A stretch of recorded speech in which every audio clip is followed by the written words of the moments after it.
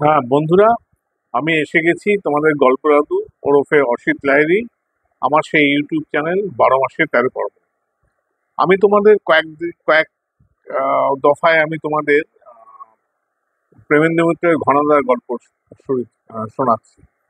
এই সিরিজের আমি এই শেষ গল্প লাট্টুটা শোনাবো। এটাও ঘনাদার মিত্রের ঘনাদার গল্প, প্রেমেন্দ্র মিত্রের।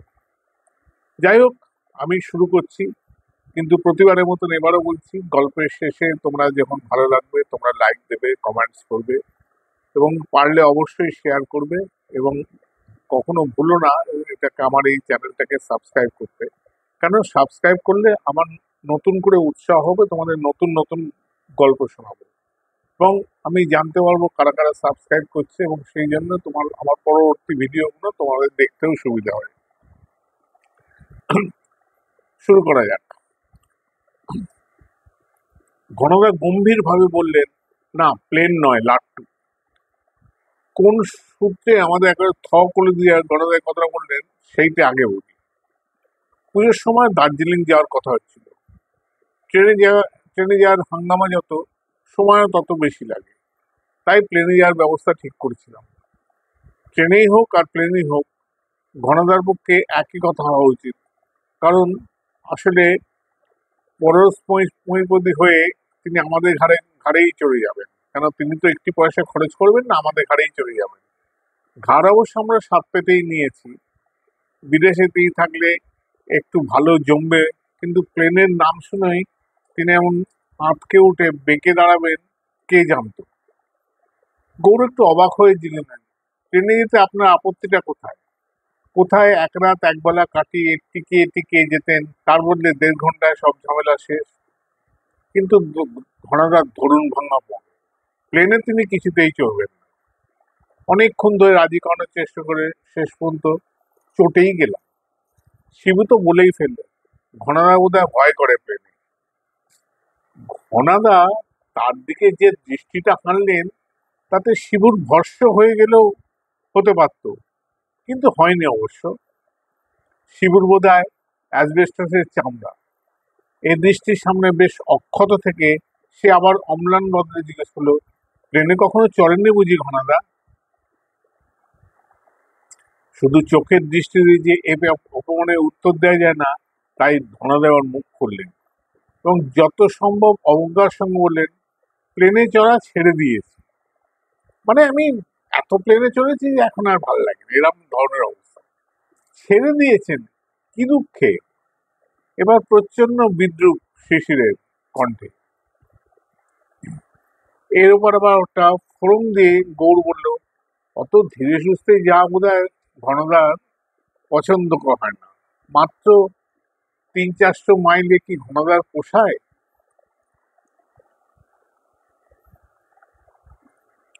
আহা, 300-400 কেন? শিবু প্রতিবাদ করলো, জেট প্লেন তো রয়েছে, ঘন্টায় শুনি 600 মাইলও ছাড়িয়ে যায়।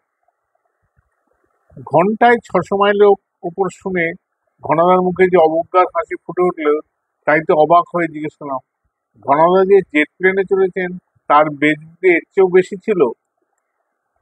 ঘনাদা আমাদের স্তম্ভিত করে বললেন, হ্যাঁ, কিন্তু তা জেট প্লেন নয়। জেট প্লেন নয়? তাহলে অন্য কোনো প্লেন তো বটে। আমরা হতভম্ব হয়ে জিজ্ঞেস করলাম। কয়েক সেকেন্ড আমাদের দিকে অনুকম্পার দৃষ্টিতে তাকিয়ে ঘনাদা বললেন, না প্লেন নয়, লাট্টু। এই লাট্টু শুনে বিস্ময় বিস্মিত দৃষ্টিতে তার দিকে চাইছে, আমাদের মুখে কোনো কথাই সরল না। ঘনাদাই এবার করুণা করে তার মন্তব্য পরিষ্কার করে উঠলেন, হ্যাঁ লাট্টু, কিন্তু সে শুধু চেহারায়। তবে লেত্তি দিয়ে লোহার আলমাদায় যে লাট্টু ছেলেবেলায় ঘুরিয়েছ, এ লাট্টু সে লাট্টু নয়। অনেকটা আমাদের ছোটদের খেলার কলের লাট্টুর মতন, চ্যাপটা চাকতির মতন দেখতে। এ পর্যন্ত শুনেই আমরা তখন এরপরে কি আসছে বুঝে প্রস্তুত হয়ে বসে গেছি। মানে গল্প তো শুরু হবে, এটা তো ভূমিকা হলো। আমাদের ওপর একবার চোখ বুলিয়ে ঘনাদা শুরু করলেন, 4 বছর আগে জানুয়ারি মাসের এক দুপুরবেলা ইংল্যান্ড থেকে আমেরিকা 30 জন যাত্রী নিয়ে যেতে যেতে একটা মাঝারি আকারের ডাকোটা বিমান আশ্চর্যভাবে নিখোঁজ হয়। এ খবর অনেকেই হয়তো জানে, কিন্তু মনে নেই হয়তো। এদেশে না হোক, ইংল্যান্ড ও আমেরিকায় এ নিয়ে তখন কিন্তু প্রবল উত্তেজনার সৃষ্টি হয়েছিল। এই উত্তেজনা কিন্তু বেশি দিন থাকেনি। প্লেনের মালিকরা ও মার্কিন সামরিক বিভাগ একটা কৈফিয়ত দিয়ে সকলকে ঠান্ডা করে দিলেন। কৈফিয়তটা কিন্তু সম্পূর্ণ মিথ্যা। উড়োজাহাজটির নিখোঁজ হওয়া সত্যি একটু অদ্ভুত ধরনের। জল নেই, ঝড় নেই, প্লেনের যন্ত্রপাতি কোনো গোলমাল হয়নি, তবু একেবারে আমেরিকার উপকূলের কাছে এসে যেন শূন্য আকাশে সকলের চোখের সামনে উড়ে যাচ্ছে, হাওয়ায় মিলিয়ে যায়। সকলের চোখের সামনে কথাটা একটু ঘুরিয়ে বলেছি মাত্র। সত্যি সত্যি চর্মচক্ষে দেখলে অন্তত দুটো এরোড্রোম ও একটি বোমারু বিমানের র্যাডার স্ক্রিন তখন এই প্লেনটির সমস্ত গতিবিধি লক্ষ্য করেছে। এই ঘটনার 8 মিনিট আগে যাত্রীবাহী প্লেনটির সঠিক অবস্থান জানা গিয়েছে। কানাডার পূর্ব দিকে সমুদ্রের একেবারে ধারে নোভা স্কোসিয়া। সেই নোভা স্কোসিয়া লিভারপুলে 9 হ্যালিফ্যাক্সের উড়োজাহাজ ঘাঁটিতে যে প্লেনটি নামতে যাচ্ছে সে সে কথা তখন অজানা নেই। কিন্তু তারপরেই লিভারপুল ও হ্যালিফ্যাক্স এই দু জায়গায় এরোড্রোমের র্যাডার স্ক্রিনে হঠাৎ অদ্ভুতভাবে নীরব হয়ে গেছে। ইংল্যান্ড থেকে আমেরিকা যাওয়ার প্লেন যুক্তরাষ্ট্রের কোনো ঘাঁটিতে না রেখে নিরাপদে কানাডার মাটিতে কেন নামতে যাচ্ছিল, সেটা একটা রহস্য মনে হতে পারে। যে কাহিনী বলতে যাচ্ছি, ওই রহস্যটুকু গোড়ায় না থাকলে তার সূত্রপাতই হতো না। ইংল্যান্ডের ক্রয়ডন এরোপ্লেন থেকে উড়োজাহাজটি যুক্তরাষ্ট্রের উদ্দেশ্যে রওনা হয়। কিন্তু কয়েক ঘন্টা পার হওয়ার পরেই প্লেনের বেতার যন্ত্রী একটি জরুরি আদেশ পায় ইংল্যান্ড থেকে। প্লেন যেন অবিলম্বে ইংল্যান্ডে ফিরিয়ে আনা হয়। আদেশের মর্ম না বুঝলেই প্লেনের পাইলট তা কর্তব্য করা অবশ্য কর্তব্য। ইংল্যান্ডের দিকেই আমার মুখ তাই ঘোরানো হয়। কিন্তু একটা ব্যাপারে বিস্মিত ও বিরক্ত হয় যাদের পক্ষে স্বাভাবিক, সেই যাত্রীরা খানিক বাদে বুঝতে পারে যে কিছু দূর গিয়ে প্লেন আবার আমেরিকার দিকেই ফিরছে। ব্যাপারটা তাদের কাছে দুর্ভেদ্য হলেও ইংল্যান্ডের সাময়িক ও পুলিশ বিভাগের কর্তাদের কাছে তখন আর তা নয়। সৌভাগ্য কি দুর্ভাগ্য জানি না, ক্রয়ডনের পুলিশ কর্তা মিস্টার ডোনাটের বাড়িতে সেই দিন আমি অতিথি। মিস্টার ডোনাট এককালে নিউগিরির পোর্ট মোরেসবি বন্দরে কাজ করতেন। সেখানে গত যুদ্ধের আগে একটি জাপানি গুপ্তচরের চক্রান্ত ধরে ফেলার আমি তাকে সাহায্য করেছিলাম। মিস্টার ডোনাট সেদিনের কথা বলেননি। যুদ্ধের পরে ইংল্যান্ডে একবার একরকম বেড়াতেই গেছি। কি করে জানি না, আমার খোঁজ পেয়ে ডোনাট সাদরে তার বাড়িতে আমার নিমন্ত্রণ করে পাঠান। সাদর নিমন্ত্রণ করলে অতিথির সম্মান রাখা সেদিন তার ভাগ্যে নেই। খাবার টেবিলে বসে সবে সুপের প্লেট শেষ করেছি, এমন সময় পাশের ঘরে তার ফোন বেজে উঠল। মিস্টার ডোনাট বিরক্ত হয়ে খাবার ফেলে উঠে গেলেন, কিন্তু ফোন ছেড়ে উঠে এসে যখন এলেন তখন তার মুখ আষাঢ়ের মেঘের মতো গম্ভীর। কি করে যে আপনার কাছে ক্ষমা চাইবে বুঝতে পারছি না মিস্টার দাস, কিন্তু আপনাকে একলা ফেলে এক্ষুনি আমার না বেরোলেই নয়। মিস্টার ডোনাট অত্যন্ত অপ্রস্তুত হয়ে পড়েছেন এবং তার গলার স্বরেই সেটা বোঝা গেল। তাকে আশ্বস্ত করে বললাম, আপনি বিন্দুমাত্র কুণ্ঠিত হবেন না। পুলিশের চাকরির মজাই এই, তাকে আমি জানি না মনে করছেন? এখন ব্যাপারটা কি, খুন নাকি ওই জাতীয় কিছু? খুন জখম নিশ্চয়ই কিছু একটা হয়েছে। খুন জখম? মিস্টার ডোনাট একটু দুঃখের হাসি হেসে টুপিটা মাথায় দিয়ে বেরিয়ে যেতে বললেন, খুন জখম হলে ভালোই হতো, তাহলে অন্তত এই সেকেন্ডের নোটিসে 3000 মাইল পাড়ি দিতে হতো না। আমার মাথাটি কথার শেষে একটা এই ধাঁধায় গুলিয়ে দিয়ে মিস্টার ডোনাট বেরিয়ে গেলেন। খাওয়ায় তখন আমার রুচি নেই, তবু গৃহের সঙ্গে মান রাখতে যথাসাধ্য সেদিনকে মন দিয়ে ব্যাপারটা অর্থ বোঝানোর চেষ্টা করলাম। কিন্তু খানিক বাদেই অবাক হয়ে দেখি মিস্টার ডোনাট আবার ফিরে এসেছে। ঘরে ঢুকেই উত্তেজিতভাবে তিনি বললেন, আচ্ছা মিস্টার দাস, গ্যালিকো সম্বন্ধে আপনি কিছু জানেন? আমি হেসে বললাম, আমায় এমন সব জানত মনে করছেন কেন? দুনিয়ার যে কোনো একটা নাম শুনলেই পরিচয় বলতে পারবো। মিস্টার ডোনাট একটু বেশ আশ্চর্য এবং অধৈর্যের সঙ্গে বললেন, রসিকতার সময় নেই মিস্টার দাস। দু এক দু এক মুহূর্তের দেরিতে হয়তো সমস্ত ইউরোপের সর্বনাশ হয়ে যেতে পারে। সেনর গ্যালিকো সম্বন্ধে যা জানেন বলুন তাড়াতাড়ি। মিস্টার ডোনাটের কথার স্বরে বললাম, সত্যি ব্যাপারটা খুব গুরুতর। বললাম, সেনর গ্যালিটো সম্বন্ধে আপনি কি জানতে চান? বুঝতে পারছি না। গ্যালিকো তো শতনামের একটি নাম, এটা নিশ্চয়ই জানেন। দুনিয়ায় আজ পর্যন্ত অত বড় গুপ্তচর যে জন্মায়নি তাও নিশ্চয়ই আপনাকে বলে দিতে হবে না। সেসব আমি জানি, কিন্তু গত যুদ্ধের শেষের দিকে প্লেন থেকে সাবমেরিনে বেরিয়ে পালাতে গিয়ে সেই যে সাবমেরিন ডুবি হয়ে মারা যায় বলে খবর হয়েছে, তা কি সত্যি কিনা বলতে পারবেন? সে কথা তো আমার চেয়ে আপনারই ভালো জানার কথা। মিস্টার ডোনাল্ড এবার বেশ বিরক্তই হলেন। কেন মিছে কথা বাড়াচ্ছেন মিস্টার দাস? যদি কিছু জানেন তাড়াতাড়ি বলুন। মিস্টার ডোনাল্ডের বিরক্তিতে হেসে বললাম, বেশ, বলছি শুনুন। সেনর গ্যালিকো সাবমেরিন ডুবে মারা যাননি। নিজের মিথ্যে খবর রটিয়ে এতদিন বেশ বহাল তরিবাতে আর্জেন্টিনায় কাটিয়েছে বলেই আমি জানি। কিন্তু এত বড় জরুরি খবর যার কাছে জেনে নিচ্ছেন, আসল ব্যাপারটা কি তার জানার কি অধিকার নেই? খুব আছে, সব কথা যেতে যেতেই বলবো, আসুন। অবাক হলাম, সে কি? আমি যাব কোথায়? কোথায় এখনো জানি না, কিন্তু আপনাকে আসতেই হবে আমার সঙ্গে মিস্টার দাস। সেনার গ্যালিকোর ছদ্মবেশ ভেদ করে তাকে চেনার মতন দ্বিতীয় লোক এখন আমার কাছে, আমাদের হাতে আর কেউ নেই। গাড়ি বাইরে তৈরিই ছিল।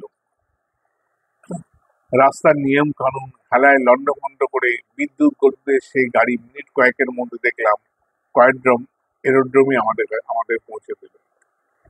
সেখানে নেমে ব্রিটিশ সামরিক বিভাগের মহাসাহেবকে দেখা হলো। তিনি অত্যন্ত গুরুতর না হলে তিনি যে সশরীরে সেখানে হাজির থাকতেন না। তো ব্যাপারটা খুব গুরুত্ব, নাহলে এত উচ্চ পদস্থ কর্মচারী সেখানে হাজির থাকার কথা নয়। আমাকে দেখে মিস্টার ডোনাট কাছে ডেকে নিচু গলায় কি জেনে নিলেন, তারপর আমাকে দেখে মিস্টার ডোনাটকে কাছে ডেকে নিচু গলায় কি একটা জেনে নিলেন। তারপর এগিয়ে এসে আমার সঙ্গে করমর্দন করে বললেন, আপনি যে সাহায্য করতে আমাদের এসছেন তার জন্য সমস্ত ইউরোপ আপনার কাছে কৃতজ্ঞ থাকবে। হঠাৎ শিবুর কাশিতে ঘনাদার কথায় শেষ পড়ল। শিবুর কাশির ধরনটা সত্যিই বড় বেয়ারা। হাসি চাপতে গিয়ে কাশি বলে যদি কেউ সন্দেহ করে, তাকে খুব দোষ দেওয়া যায়। মানে সে হাসি চাপতে গিয়ে কাশির মতন তার মুখ দিয়ে আওয়াজ বেরোয়। কাশি শুনেই ঘনদার মুখের চেহারা যা হলো, তা মাঝনদীতে ভরাডুবি হওয়ার ভয়ে আমরা শিবুর উপরে একবারে মারমুখী উঠলাম। কাশ বাড়ার সময় পেলি না, বহু ধমকে উঠল। অত যদি কাশি, তাহলে তো বাসক সিরাপ খেলেই হয়, শিশির মন্তব্য করলো রুড়োভাবে। কাশি পায়ে তো বাইরে গিয়ে বসো, আমিও বকুনি দিতে ছাড়লাম না। বলা হল, শিবুর কাশি তৎক্ষণাৎ থেমে গেল এবং গণদা শান্ত হয়ে আবার শুরু করলেন। হেসে বললাম, ইউরোপের কৃতজ্ঞতা আমার কোনো লাভ নেই। গ্যালিটোর কাছে আমার একটা পুরনো দেনা আছে শোধ দেবার, আমি সেই আশাতেই যাচ্ছি। কিছু দূরে একটা অদ্ভুত চেহারার প্লেন দাঁড়িয়েছিল, সেই দিকে এবার সবাই অগ্রসর হলাম। প্লেনের কাছে এসে দ্বিধাভরে দাঁড়িয়ে সামরিক বিভাগের বড় কর্তা আমায় বললেন, এই বিপদের কথা কিন্তু আপনাকে আগে বোধহয় জানিয়ে দেওয়া দরকার মিস্টার দাস। মিস্টার ডোনাল্ড দেশের জন্য কর্তব্যের ডাকে যাচ্ছেন, কিন্তু আপনি এসেছেন স্বেচ্ছায় সাহায্য করতে। যে প্লেনে আপনাদের পাঠাচ্ছি, তার কথায় বাধা দিয়ে হেসে বললাম, সেটা কয়েকদিন আগে টেমসের খাড়ির ওপর যে জেট প্লেন ফেটে গিয়ে মিস্টার জিফ্রে লে হ্যালিনের প্রাণ পায় তারই জমজ বলা যায়। আমি তা দেখেই চিনি, সুতরাং আপনার সংকুচিত হওয়ার কোনো কারণ নেই। সামরিক বড়কর্তার নির্বাক বিষয়টুকু উপভোগ করে প্লেনের ভেতরে গিয়ে উঠলাম। শব্দের চেয়ে যা আগে ছোটে সেই সুপারসনিক জেট বম্বার উল্কাপিত আটলান্টিক ওপর দিয়ে উড়ে যেতে যেতে ডোনারের কাছে সমস্ত ব্যাপারটা ভালো করে জেনে নিলাম। ব্যাপারটা সংক্ষেপে, কিছুদিন আগে ইংল্যান্ড থেকে কর্তাবিদরা সন্দেহ করেছিলেন যে অত্যন্ত চতুর কোনো গুপ্তচরের কারসাজিতে সামরিক বিভাগের অত্যন্ত গোপন সংবাদ কিভাবে যেন অদৃশ্য চিত্রপথে বার হয়ে যাচ্ছে। ঠিক আগের দিনই যে সন্দেহ মিথ্যে নয় তার নির্ভুল প্রমাণ পাওয়া গেছে। দেশ রক্ষা বিভাগের একজন বড় কর্তার সুরক্ষিত সন্দুক থেকে অত্যন্ত মূল্যবান একতরা কাগজ আশ্চর্যভাবে উধাও হয়ে গেছে। ফাইলটি তার আগের দিনই সিন্ধুকে রাখা হয়। সে ফাইলে এমন কিছু আছে যা শত্রুপক্ষ জানতে পারলে শুধু ইউরোপ নয়, ইংল্যান্ড নয়, ইউরোপেরও সর্বনাশ হয়ে যাবে। খবরের কাগজে এসব কথা জানানো যায় না। পুলিশ ও গোয়েন্দা বিভাগ তাই গোপনে যা করার সবই করছে। ফাইল কিভাবে চুরি গেছে তারা এখনো বুঝতে পারেনি, কিন্তু ফাইলের সঙ্গে দেশরক্ষা বিভাগের অফিস থেকে নগণ্য যে একজন চাকর উধাও গেছে তার খোঁজ করতে গিয়ে কেঁচোপুত্রে গোপ্রর সন্ধান পেয়েছে তারা। চুরির অপরূপ কৌশল থেকে তাদের ধারণা হয়েছে যে বিখ্যাত গুপ্তচর সেনর গ্যালিকোরই কাজ এটা। কিন্তু সেনর গ্যালিকোর 4 বছর আগে মারা গেছে বলে সবাই জানে।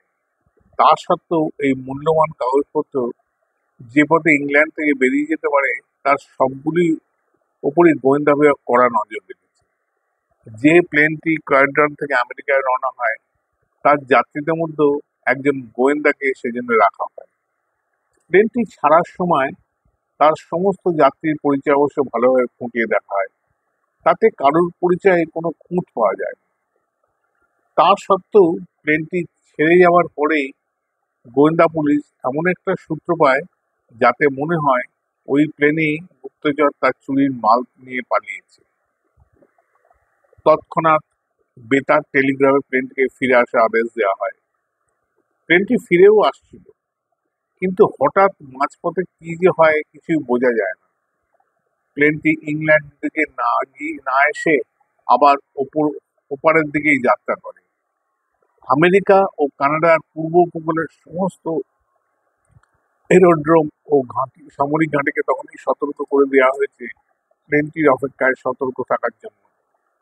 গুপ্তচর যদি সেনার গ্যালিকই হয় তাহলে অবশ্য তার মতো ধড়িবাজ না বার করতে পারে এমন ধড়িবাজ না করতে পারে এমন কোনো ফন্দি নেই। বিরাট আমেরিকার উপকূলে যে কোনো জায়গায় সে নেমে যাবে, সরে পড়তে পারে। তাই আমেরিকায় যত ঘাঁটি আছে তারা তার র্যাডার স্ক্রিনে আকাশের সমস্ত দিকের উপর কড়া নজর রাখছে। আমাদের পৃথিবীর এই দ্রুততম সুপারসনিক ও বোম্বারও পেছনে ছুটছে তাকে ধরার জন্য। যাত্রীবাহী প্লেনটি কয়েক ঘন্টার সুবিধে পেয়েছে সত্য, কিন্তু তার দৌড় ঘন্টায় বড় জোর 350 মাইল। আমাদের যেভাবে দূরত্বকে গিলে খায় তাতে কয়েক ঘন্টার তফাৎ তার কাছে কিছুই নয়। কথাটা যে কতখানি সত্যি কয়েক ঘন্টার মধ্যেই তার প্রমাণ পাওয়া গেল।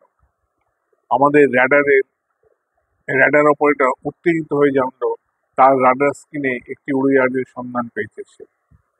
আমরা যাকে শিকার করতে যাচ্ছি সেই যাত্রীবাহী প্লেনটাই বলে মনে হয়।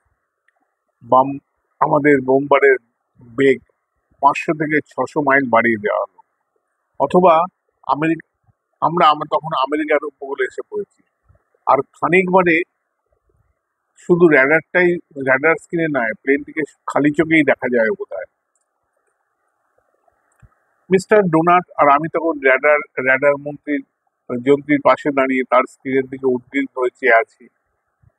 মিস্টার ডোনাট বুঝি কিছুক্ষণের জন্য অন্যমনস্ক হয়ে সামনের কাঁচের ভেতর দিয়ে বাইরের দিকে চেয়েছিলেন। হঠাৎ তিনি চেয়ে উঠলেন, ওটা আবার কি? চমকে তুলে সামনের দিকে তাকিয়ে যা দেখলাম তাতে একেবারে হতভম্ব হয়ে গেলাম। উইন্ডস্ক্রিনের কাছের ভেতর দিয়ে সামনের সমস্ত আকাশটাই দেখা যায়। সেই আকাশপটের এক প্রান্ত থেকে একটি অদ্ভুত আকৃতির জিনিস প্রায় বিদ্যুৎ গতিতে আমাদের সামনে দিয়ে দেখতে দেখতে পার হয়ে গেল। আমরা যা চোখে দেখছি র্যাডার অপারেটর তার পর্দায় তার আভাস পেয়ে যেতাম। অবাক হয়ে জিজ্ঞেস করলে, এটা আবার কি ব্যাপার? বিরাট কোনো উল্কা নাকি? উল্কা যে হতেই পারে না তা তখন আমরা ভালোই বুঝে গেছি, কিন্তু সুপারসনিক জেট বাম্পারের দ্রুতগতির পাল্লায় না গরুর গাড়ির মতন পেছনে ফেলে যেতে পারে। মানে সুপারসনিক এত স্পিডে যায়, তার পাল্লাকেও যেন সেই গরুর গাড়ির মতন সে ফেলে দিয়ে যে আকাশযান সে তা কাদের হতে পারে ভেবে কোনো হদিশই পেলাম না।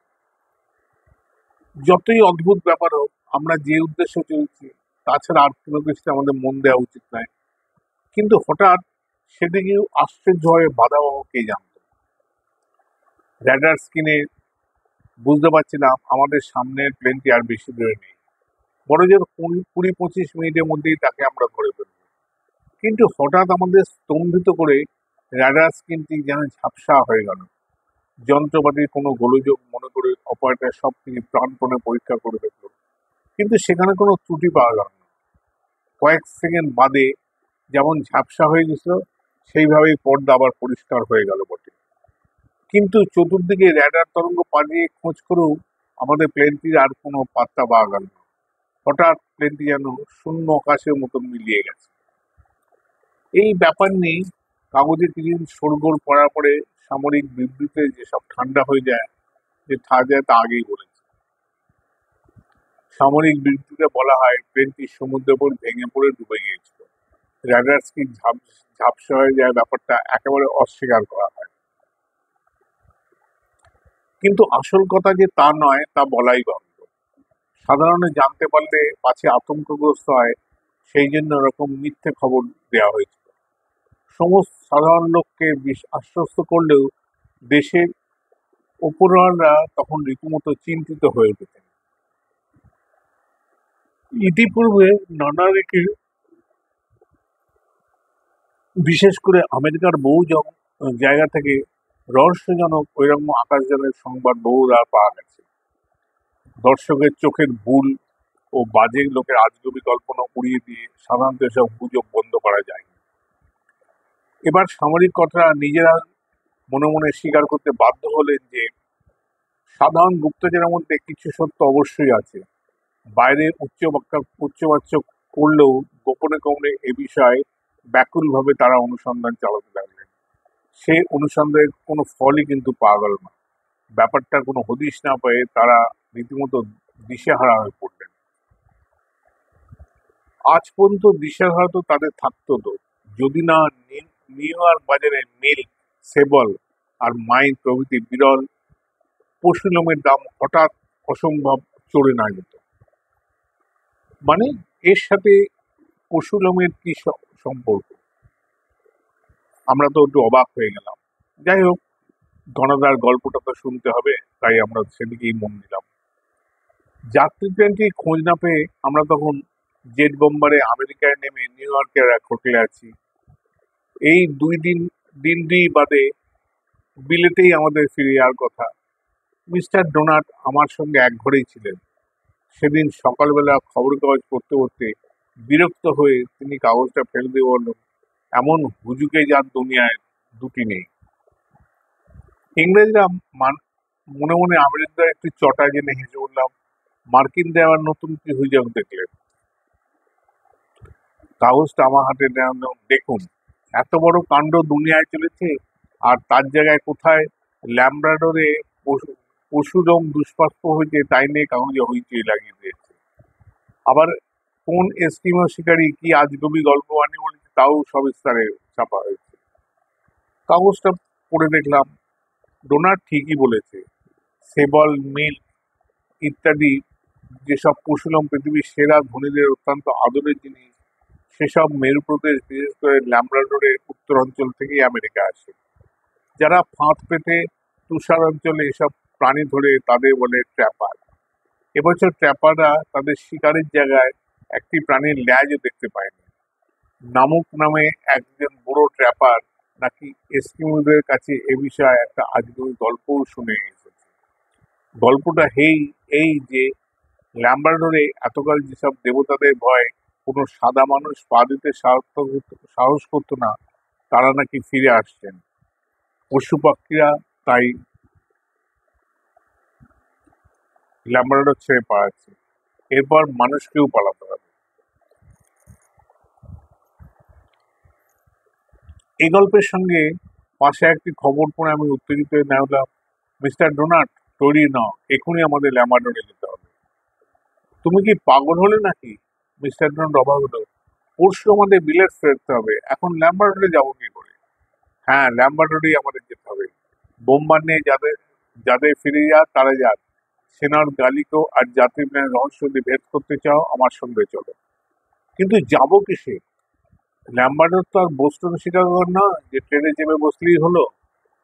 যাবো প্লেন ভাড়া করে, তুমি তৈরি হো।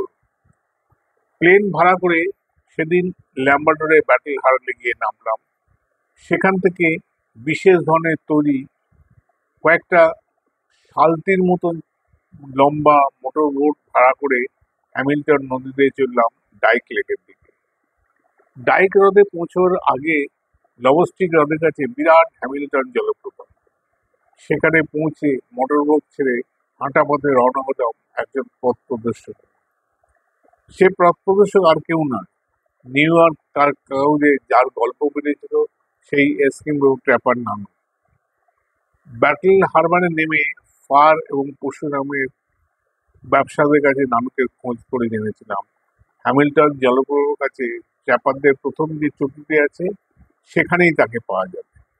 ব্যবসা মন্দ হওয়ার জন্য আজকাল সে চটিতেই 5 মাস কেটে দিন কাটায়। আমরা ডাইক লেনের উত্তরে যেতে চাই শুনে নানুক প্রথম আমাদের পথ দেখাতে রাজি হয়নি। ভালো রকম বকশিসের লোভ দেখিয়ে শেষ পর্যন্ত তাকে রাজি করায়।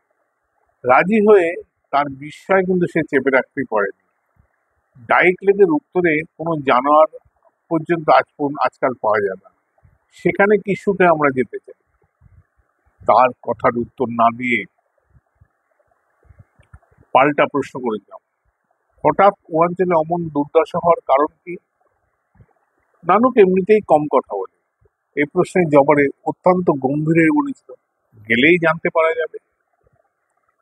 জানতে সত্যিই শেষ পর্যন্ত পারা গেল, কিন্তু যা জানলাম তা সত্য না স্বপ্ন এখনো মাঝে মাঝে সন্দেহ হয়। 5 দিন হাঁটা পথে চলার পর আমরা যেদিন সে অঞ্চলের শেষ চটিতে রাত্রের মতন আশ্রয় নিয়েছি, চটিটি অবশ্য পরিত্যক্ত, সেখানে কেউ নেই। পশুলোম দুষ্প্রাপ্য হওয়ার সঙ্গে সঙ্গে চটি যারা চালায় তারা নিরুপায় হয়ে চলে গিয়েছে। শুধু জংলা গাছের তৈরি কয়েকটা আস্তানা পড়ে আছে। রাতে খাওয়া দাওয়া সেরে ঘুমোতে যাব এমন সময় নানুক এসে খবর দিল, জঙ্গলের পথে কি একজন লোক আমাদের এই চটির দিকেই আসছে। পশু পক্ষী পর্যন্ত যেখানে নেই, এই শ্মশান রাজ্যে কি লোক এদিকে আসতে পারে? মিস্টার ডোনাল্ড অবাক হয়ে জিজ্ঞেস করলেন, এই অন্ধকারে লোক আসছে তুমি দেখলে কি করে? দেখিনি, শুনতে পাচ্ছি, নানুক সংক্ষেপে জানাল। কান পেতে কিন্তু আমরা কিছুই শুনতে পেলাম না। মিস্টার ডোনাল্ড বিরক্ত হয়ে নানুকে বকুনি দিতে যাচ্ছিলেন। তাকে বাধা দিয়ে বুঝিয়ে বললাম, আমাদের কাছে যেমন ছাপানো বই, নানুকের কাছে তেমনি জঙ্গল। সেখানে সামান্য ঝরা পাতা দেখে বা অস্পষ্ট শব্দ শুনে যা বুঝতে পারে আমাদের পক্ষে তা অসাধ্য। নানুকের কথা যে সত্যি খানিক বাদেই তার প্রমাণ পাওয়া গেল। বাইরে পদশব্দ এবার আমরাও শুনতে পেলাম। কিন্তু কে এই লোক? বন্ধু না শত্রু? এই অঞ্চলে অ্যালগনকুইন জাতির রেড ইন্ডিয়ানরা শ্বেতাঙ্গদের অত্যাচারে আজকাল কখনো কখনো অত্যন্ত হিংস্র হয়ে ওঠে। সুবিধে পেলে নির্জন জায়গায় তারা যে খুন জখম করতে দ্বিধা করে না তার যথেষ্ট নজির আছে। পিস্তল বার করে তাই কোলের ওপর রাখলাম, কিন্তু পিস্তলের কোনো প্রয়োজন হলো না। ক্লান্ত পদে পায়ে টলতে টলতে যে লোকটি কাঠের দরজার ভেতরে ঢুকলো তাকে দেখে মিস্টার ডোনাট এবং আমি দুজনেই অবাক। মিস্টার ডোনাট তাকে ধরে ফেলে বললেন, এ কি কর্নেল মিচেল, আপনি এখানে কোথা থেকে? আমি উঠে দাঁড়িয়ে লোকটাকে ধরেছিলাম। তাকে আমাদের বিছানার উপর বসিয়ে দিয়ে মিস্টার ডোনাল্ড অবাক হয়ে ফিরে জিজ্ঞেস করলেন, কর্নেল মিচেল কাকে বলছেন? বাহ, এই তো আমাদের সামরিক বিভাগের গোয়েন্দা কর্তা কর্নেল মিচেল। যাত্রী প্লেনে ইনিই তো পাহারা দেওয়ার জন্য ছিলেন। তাই নাকি? আমি একটু হেসে বললাম, কিন্তু আমি এর আরেকটা নাম জানি। আরেকটা নাম? Mister donut? হ্যাঁ, সে নাম হলো সেনর গ্যালিকো। আপনাকে ফাঁকি দেওয়া অসম্ভব মিস্টার দাস। ক্লান্ত ভাবে হেসে গ্যালিকো তার জামার ভেতর থেকে একটি কাগজের প্যাকেট বের করে আমার হাতে দিয়ে হলো, যার জন্য এতদূর ভাড়া করেছেন, এই নিন সেই ফাইল। এতে আমার আর দল্প নাই, গুপ্তচরগিরি আমার শেষ। কঠিন স্বরে বললাম, তোমাকে আমি চিনি গ্যালিকো। তুমি ভেবেছো সামান্য একটু অভিনয় করে আমাকে ফাঁকি দেবে? এ ফাইল তুমি নকল করে রাখোনি, তার প্রমাণ কি? প্রমাণ? গ্যালিকো একটু হাসলো। হ্যাঁ, বিপদ যতই যাক, এখনো আমার সঙ্গে গেলে বোধ হয় তার প্রমাণ দিতে পারবো। তখন আশা করি বুঝবেন যে পরস্পরের তুচ্ছ ওটা অ্যাটমিক অস্ত্রের গোপন কৌশল জানার জন্য আর জাতিতে জাতিকে আমাদের কাড়াকাড়ি মারামারি কোনো দরকার নেই। শুধু আমায় একটু বিশ্রাম করতে দিন। কাল সকালে আপনাদের প্রমাণ দিয়ে দেবো। সত্যি পরের দিন সকালে একটু সুস্থ হয়ে গ্যালিকো নানুক বাদে আমরা দুজনকে সঙ্গে নিয়ে ডাইক হ্রদের উত্তর দিকে রওনা হলাম। সেদিকে যতই যাই ততই অবাক হতে হয়। ল্যাম্বরাডর অত্যন্ত ঠান্ডা। মেরু প্রবাহ ঘেঁষা দেশ হলেও বন্ধা তুষর প্রান্তর নয়। ভোজ, দেবদারু ইত্যাদি গাছ, নানা লতাগুল্ম সেখানে অধিকাংশ পাহাড়ি উপত্যকায় ছেয়ে আছে। কিন্তু এদিকে সমস্ত গাছপালা কি এক অভিশানে যেন বিবর্ণ হয়ে শুকিয়ে গেছে। জন্তু জানোয়াররা অনেক আগে থেকে বিরল হয়ে আসছিল। এদিকে অগ্রসর হওয়ার পর একটা পাখিরও ডাক শোনা গেল না। দুদিন এইভাবে এগিয়ে আমরা যে অনুচ্চ পাহাড়ের ধারে এসে পৌঁছলাম, তার মাথা ডিঙিয়ে গেলে পশ্চিমে ডাইক হ্রদ ও তার চারপাশে উপত্যকা পাওয়া যাবে। সেদিন সন্ধ্যা হয়ে গেছিল, এরপর রাতটা ওখানে কাটিয়ে পরের দিন সকালে পাহাড়ের মাথা ডিঙিয়ে গিয়ে যা দেখলাম তাতে একেবারে স্তম্ভিত হয়ে গেলাম। ডাইক হ্রদের চারধারে একটা বিরাট ভাগাড়, গরু মোষের নয়, এরোপ্লেনের। এত ভাঙা এরোপ্লেন এখানে জড়ো হলো কি করে? গ্যালিকোর মনের কথা অনুমান করে সে এবার সেই ভয়ঙ্কর রহস্য আমাদের বুঝে দিল। বলে, এরকম চোখের ওপর ঘটেছে আমাদের প্লেনের অন্তর্ধানের ব্যাপারটা তোমাদের টনক করেছে। কিন্তু তার আগে গত 3 বছর ধরে যে সমস্ত এরোপ্লেন নিখোঁজ হয়েছে তার কোনো দুর্ঘটনাই হবে বলে লোকে অনুমান করে, কিন্তু অধিকাংশই লোকে অনুমান করেছে সব দুর্ঘটনায় পড়ে ধ্বংস হয়েছে, কিন্তু অধিকাংশই তার দুর্ঘটনা নয়। কিন্তু এখানে এসব প্লেন এলো কি করে? ডোনাট অবাক হয়ে গিয়েছিল। যেমন করে আমাদের প্লেন এসে পড়েছিল বলে গ্যালিকের সমস্ত বিবরণ দিলে। আসলে কর্নেল মিচেল তার ঘরে বন্দি করে কর্নেল মিচেল সেজে আমি গোপনীয় কাগজ নিয়ে এসে প্লেনে ক্রয়ডন থেকে যখন প্লেন ছাড়ার হুকুম আসে, তখন বিপদ বুঝে বম্বারের কন্ট্রোল রুমে গিয়ে কথা বলতে বলতে কৌশলে রেডিও অপারেটরকে বিষাক্ত ছুঁচ ফুটিয়ে অজ্ঞান করে ফেলি। পাইলট আর অপারেটর ছাড়া সে কামরায় কেউ থাকে না। পাইলট আর নিজের কাজেই তন্ময়, কাজেই ব্যাপারটা স্বাভাবিক অসুস্থর বলে সে মনে করে। যেন নেয়ার বাধ্য হয়ে আমি তখন অপারেটরের হাতে কাজ দিই এবং খানিক বাদে পাইলটকে খবর জানাই যে ক্রয়ডন থেকে ভুল করে প্রথম হুকুম পাঠানো হয়েছিল, এখন ভুল সংশোধন করে তারা আবার আমেরিকায় যেতেই বলছে। পাইলট সরল বিশ্বাসে তাই তাই করে। আমেরিকার কাছে যখন প্রায় পৌঁছে গেছি তখন একটা অদ্ভুত ব্যাপার ঘটে। হঠাৎ রেডার যন্ত্র বিকল হয়ে যায়, সেই সঙ্গে এরোপ্লেনে ইঞ্জিন। কিন্তু পড়ে না গিয়ে কোনো অদৃশ্য শক্তির টানে আমাদের প্লেন অসম্ভব বেগে আরো উঁচুতে উঠে যায়। এই অসম্ভব বেগ আর আকাশের উপরে স্তরের হাওয়ার অবেগ ও ঠান্ডায় সবাই প্রায় জ্ঞান হারায়। জ্ঞান যখন ফিরে আসে তখন থেকে এই প্লেনের ভাগাড়ে পড়ে আছে। কিন্তু আর সব যাত্রীরা কোথায় জানি না, হয়তো কোথাও চালান হয়ে গেছে। নিজে যে কিভাবে তাদের নজরে যে বেঁচে আছি তাও বলতে পারি না, তবু বেঁচে আছি বলা ভুল, কারণ গ্যালিকোর অবান্তর কথায় ভারতম। তারা বলছো কাদের? আর এখানে যেসব প্লেন এনে ফেলার মানে, আর এসব এখানে ফেলে মানেই বা কি? তারা কারা জানি না, অন্তত চোখে তো তাদের দেখিনি, দেখা যায় না বলেই আমার ধারণা। কিন্তু এখানে এসব প্লেন এনে ফেলার মানে অতি সহজ। কি মানে? ডোনাল্ড অবাক হয়ে জিজ্ঞেস করলেন।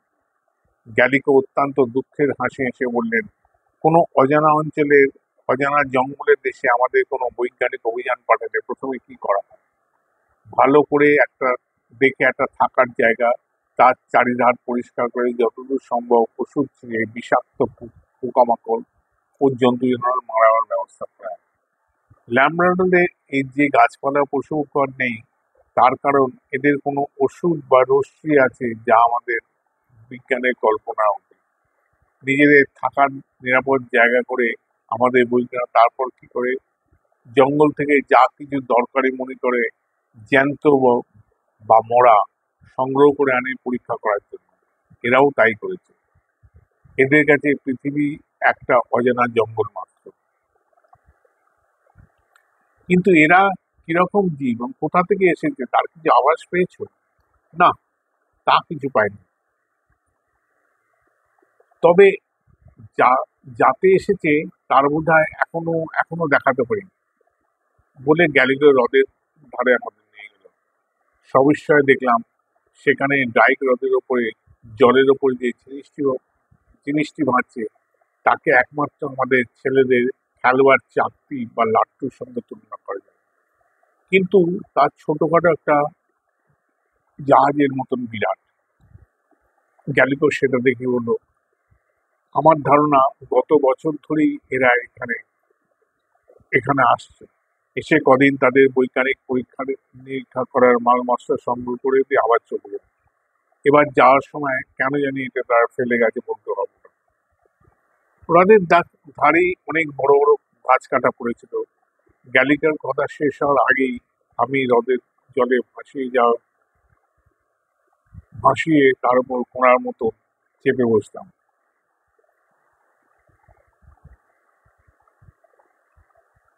ওটা কি করছো?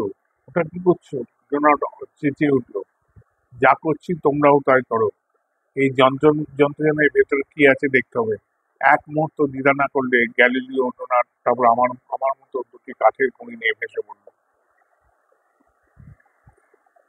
সেইভাবে হাত দিয়ে জল কেটে সেই বিরাট যন্ত্রদানটার কাছে গিয়ে অনেক কাছে পোর্ট হোলের মতো একটা বড় ফোঁকর খুঁজে পেয়ে কোন রকমে তার ভেতর ঢুকলাম। ভেতরে তো কিনতাম, কিন্তু এই যন্ত্রণের রহস্য তো কিছুই বোঝা যায় না। চারদিকে শুধু রূপালী একরকম ধাতুর দেয়াল দেয়া করিডর এদিক ওদিক চলে গেছে। এই যন্ত্রযান যত, তারা থাকে কোথায়, খায় কি, যন্ত্রযান চালাই বা কি করে, কি করে করে না থাক, কোথা থেকে চালায় খানিকভাবে বুঝতে পারলাম মনে হলো। যন্ত্রযানের ঠিক মাঝখানে আগাগোড়া ঝাপসা কাঁচে ঢাকা একটা ঘর, তার মাঝখানে একটা প্রকাণ্ড নিচ টেবিলের ওপর অসংখ্য নানা রঙের বোতাম যেন আটা আছে। আমি সেই বোতামগুলো এলোপাড়া হয়ে টিপতে শুরু করতে ডোনাল্ড হা হা করে উঠল। ও কি করছেন, ও করছেন, কিসে কি হয়ে যায় এটা হয়তো চলতে শুরু করবো। উত্তেজিত হয়ে বললাম, আমিও তো তাই চাই। এই যন্ত্রযান যদি সভ্য জগতে নিয়ে গিয়ে ভেঙে পড়েও মরি, তবু এর টুকরো থেকে আমাদের বৈজ্ঞানিক হয়তো অনেক অজানা বিদ্যা শিখতে পারবে। কথা বলতে বলতে বোতাম টিপে যাচ্ছি, হঠাৎ ঘরের ঝাপসা আলো পরিষ্কার হয়ে গিয়ে ডাইক লেকের চারধারে ঘরের দেয়াল স্পষ্ট হতো। তারপর যেন বিদ্যুৎ গতিতে সেই হ্রদ নিচে কোথায় তলিয়ে গেল। আমরা আকাশে উঠছি, উল্কা বেগে ছুটে চলেছি, কিন্তু কোন দিকে? নিচে যেন সাদা তুষার প্রান্তর দেখা যাচ্ছে। তবে কি উত্তর মোড়ের দিকেই চলছি? যেমন খুশি আবার কটা বোতাম টিপলাম। হঠাৎ মোড়টাকে যন্ত্রযান ঘুরে চলল। এ কি? এ তো সেন্ট লরেন্স উপসাগর। নিচে ম্যাপের মতন আঁকা রয়েছে। ওই তো নিউ ফাউন্ডল্যান্ড। আমরা আমেরিকান যুক্তরাষ্ট্রের দিকেই চলেছি, কিন্তু সমুদ্র যেন হু হু করে আমাদের দিকে ছুটে আসছে। আমরা নিচে পড়ে যাচ্ছি নাকি?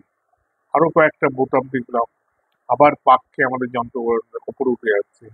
এবার শুধু আকাশ, তার নিচে মেঘের ফাঁকে ফাঁকে আটলান্টিক মহাসাগর। খানিকক্ষণ এইভাবে চলতে চলতে বোতামগুলোর রহস্য কিছুটা হয়তো বুঝতে পারবো। তখন নিউ ইয়র্ক বা সেরকম কোনো শহরের কাছে বা কোনো হ্রদ বা উপসাগরে যন্ত্রজন্য নাড়ানো কষ্ট হবে না। উত্তেজনায় আমার সমস্ত শরীর তখন কাঁপছে। খুঁড়তে খুঁড়তে গোপ্র নয়, একেবারে অজগর আমি ধরবো। অজগর সাপই ধরবো। কোথায় গুপ্তচরের সন্ধান আর কোথায় দুনিয়ার কেউ যা কখনো পায়নি সেই অন্য গ্রহের যন্ত্রযান দখল করে নিয়ে আসা। এতগুলি বোমার যুগকেও যারা পেছনে ফেলে গেছে তাদের বৈজ্ঞানিক বিদ্যার সন্ধান পাও। হঠাৎ গ্যালিকো চিৎকার করলো, ওই দেখো! দেখলাম এবং বুঝলাম আমার সব আশায় ছাই পড়েছে। হঠাৎ আকাশে কোথা থেকে আমাদের মতো আরো তিনটে লাঠি চাকরি এসে উদয় হয়েছে। বুঝলাম যন্ত্রযানে আসল মালিকরা ফিরে এসেছে। ফিরে এসে তাদের যন্ত্রযান দেখতে না পেয়ে ক্ষিপ্ত হয়ে আমাদের খোঁজে বেরিয়ে এতক্ষণ সন্ধান পেয়েছে। এরা ওস্তাদ, আর আমি চালানোর বিদ্যা কিছুই যাই না। এরা আমাকে ধ্বংস করে ফেলবে। তবু উন্মত্তের মতন বোতাম টিপে চললাম। আকাশে আমার চারটে উল্কার পাগলামি খেলা শুরু হলো। আমি উঠি তারায়ের নামে, এইভাবে আমাদের এখন গা ঘেঁষে চলে যায়। হঠাৎ কিভাবে যাই না আমার তাদের অনেক দূর পিছিয়ে ফেলে আমাদের যন্ত্রযান ছুটে বেরিয়ে গেল। আমি বোতাম ছেড়ে দিচ্ছি। তারা আর কিছুতেই দৌড়ের পাল্লায় পারছে না। আমাদের যন্ত্রযান আটলান্টিকের ওপর দিয়ে আমেরিকার দিকেই চলেছে। ভেঙে পড়তে হয় সেখানে গিয়েই পড়বো। কিন্তু আর হলো না। হঠাৎ প্রচন্ড ঝাঁকুনি খেয়ে বুঝতে পারলাম আমাদের যন্ত্রযান থেমে গেছে। থেমে দুরন্ত বেগে নিচের সমুদ্রে পড়ছে। কোনো অদৃশ্য শক্তি তারা আমাদের কল বিগড়ে দিয়েছে। সমুদ্র পড়ার আগে পর্যন্ত মনে আছে। তারপর যখন জ্ঞান হলো তখন জেলেদের একটা ট্রলার রেখে আছে। ডোনাট আর গ্যালিকো যন্ত্রণের সঙ্গে সঙ্গে আটলান্টিকের অতলে তলিয়ে গেছে। ঘনাদা একটা অদ্ভুত নিঃশ্বাস ফেলে চুপ করলেন।